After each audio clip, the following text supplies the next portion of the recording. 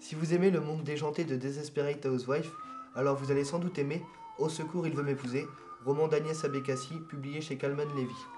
Dans ce roman, Déborah, la narratrice, nous fait entrer dans l'univers des femmes où se mélangent avec humour la jalousie, l'amitié et l'amour. Au cours de ces pages, elle nous dresse sans complaisance les portraits de femmes pour lesquelles le mariage a été un véritable échec. On y rencontre ainsi une amie volage, une autre fidèle et épanouie, une autre frustrée, et même un ancien mannequin défiguré par les grossesses et qui essaie de savoir si son sex appeal fonctionne toujours. Devant tant de déboires, la narratrice craint de connaître le même sort. Au cours de ce roman, vous vivrez des scènes de ménage, des soirées au restaurant, des soirées pyjama, et vous rencontrerez des personnages dont vous découvrirez, par bribes, les vies hautes en couleurs. Mon sourire se crispe imperceptiblement. Il semblerait qu'Henri ait décidé de me faire payer ma petite crise de jalousie de tout à l'heure. Même pas peur. Pour ça n'est un canon. Elle a l'habitude qu'on l'encense. Ça ne lui fait plus rien. Ancien mannequin, aujourd'hui épouse au comblé d'un richissime.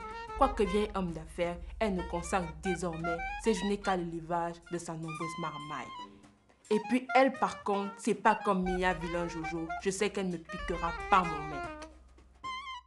La narratrice joue avec le lecteur pour le conduire à son gré dans les pièges de la narration, associés à une analyse toujours très fine et réaliste de nos comportements, comme si ce livre nous renvoyait le reflet de nos propres soirées entre amis. Je ne sais pas quel est le type qui a inventé les soirées pyjama, mais il faudrait lui décerner une médaille.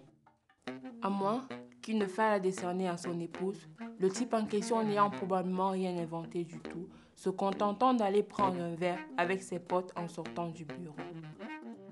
Et c'est sa femme qui a eu l'idée prodigieuse de s'octroyer une nuit entière à discuter entre copines de choses aussi futiles que passionnantes dans une jubilatoire et insouciante régression, au lieu d'attendre son mari planqué derrière la porte avec un rouleau à pâtisserie.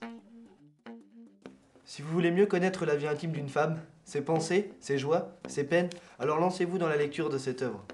Vous y verrez des portraits pas toujours flatteurs de la gente féminine et masculine, brossés avec un humour à la fois vorace et délicat, à l'image de cette femme attachante qu'est Déborah.